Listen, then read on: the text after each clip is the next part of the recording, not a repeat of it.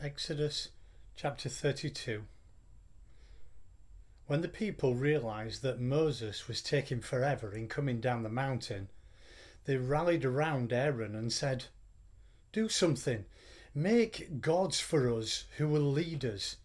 That Moses, the man who got us out of Egypt, who knows what's happened to him?" So Aaron told them, "Take off the gold rings from the ears of your wives and sons and daughters and bring them to me." They all did it. They removed the gold rings from their ears and brought them to Aaron. He took the gold from their hands and cast it in the form of a calf, shaping it with engraving tool. The people responded with enthusiasm, "These are your gods, O Israel, who brought you up from Egypt." Aaron, taking in the situation, built an altar before the calf. Aaron then announced, "Tomorrow is a feast day to God." Early the next morning, the people got up and offered whole burnt offerings and brought peace offerings. The people sat down to eat and drink and then began to party. It turned into a wild party. God spoke to Moses, "Go, get down there. Your people, whom you brought up from the land of Egypt, have fallen to pieces. In no time at all, they've turned away from the way I commanded them.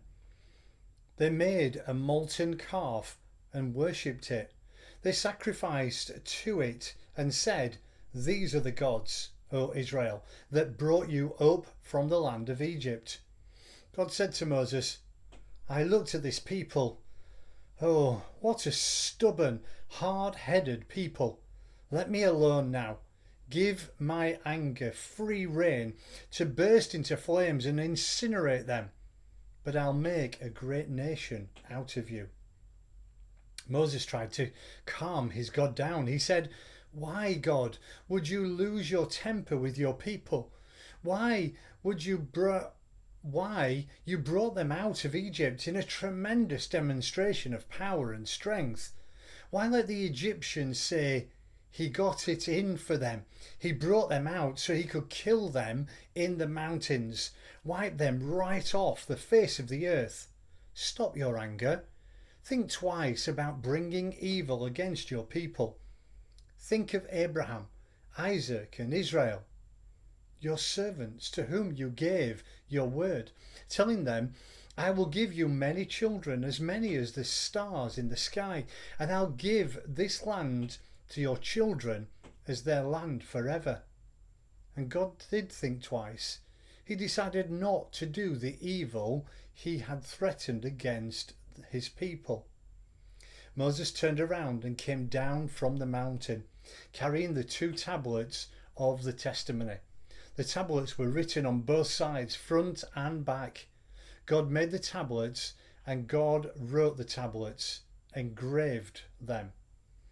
When Joshua heard the sound of the people shouting noisily, he said to Moses, "That's the sound of war in the camp." But Moses said, "Those aren't songs of victory, and those aren't songs of defeat. I hear songs of people throwing a party." And that's what it was. When Moses came near to the camp and saw the calf and the people dancing, his anger flared.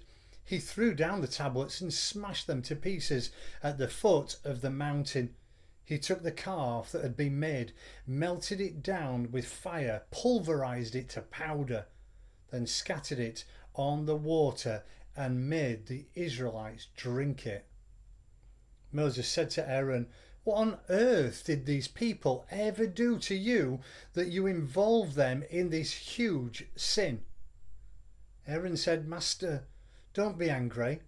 Your people, you know this people and how set on evil they are. They said to me, 'Make us gods who will lead us.'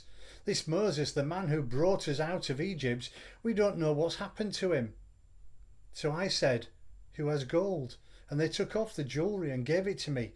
I threw it in the fire and out came this calf. Moses saw that the people were simply running wild. Aaron had let them run wild. disgracing themselves before their enemies. He took up a position at the entrance to the camp and said, "Whoever is on God's side, join me." All the Levites stepped up. He then told them, "God's orders, the God of Israel. Strap on your swords and go to work. Crisscross the camp from one end to the other. Kill brother, friend, neighbour." The Levites carried out Moses' orders. 3,000 of the people were killed that day. Moses said, "You confirmed your ordination today, and at great cost, even killing your sons and brothers, and God has blessed you." The next day Moses addressed the people, "You have sinned an enormous sin, but I am going to go up to God. Maybe I'll be able to clear you of your sin." Moses went back up to God and said, "This is terrible. This people has sinned. It's an enormous sin. They made gods of gold for themselves, and now, if you will only forgive their sin, but if not, erase me out of the book you've written." God said to Moses, "I'll only erase from my book those who sin against me. For right now, you go and lead the people to where I told you. Look, my angel is going ahead of you. On the day, though, when I settle accounts, their sins will certainly be part of the settlement." God sent a plague on the people because of the calf they and Aaron had made.